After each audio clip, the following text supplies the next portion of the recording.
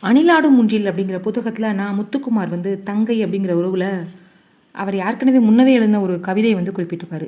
அந்த கவிதை இப்போ சில கேள்விகள்னு ஆரம்பிக்கும். தங்கைய பற்றிய கவிதை இது. "முதிர்ந்த மழைநாளில் தொலைக்காட்சி பார்ப்பவளை, தேநீர் கேட்டதற்காய் செல்லமாய் கோபிக்கும் சினுங்களை ரசித்தது உண்டா நீ?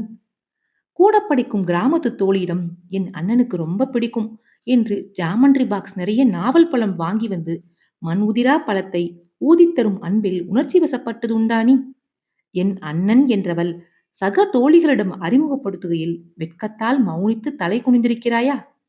தென்னங்கீற்றிற்குள் சடங்கான வெட்கத்தில் அவள் கன்னம் சிவக்கையிலே உனக்கும் அவளுக்கும் இடையில் தோன்றிய நுண்ணிய இலைகளை அறுத்ததுண்டா நீ? கிளிப்பச்சை என்றவள் 1000 முறை கூறியும் பாசி கலரியில் வளையல் வாங்கி வந்து வசிப்பட்டிருக்கிறாயா? மிகச் சாதாரணமாய் கேட்டுவிட்டாய் நண்பா. உனக்கென்ன, அக்காவா தங்கையா?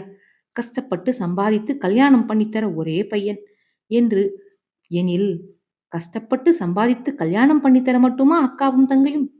இப்படி சொல்லிப்பாரு. இத பொறுமையா கேட்டீங்கன்னா, இதுல இருக்கிற அழகியல்கள் எல்லாம் உங்களுக்கு தெளிவா புலப்படும். நன்றி.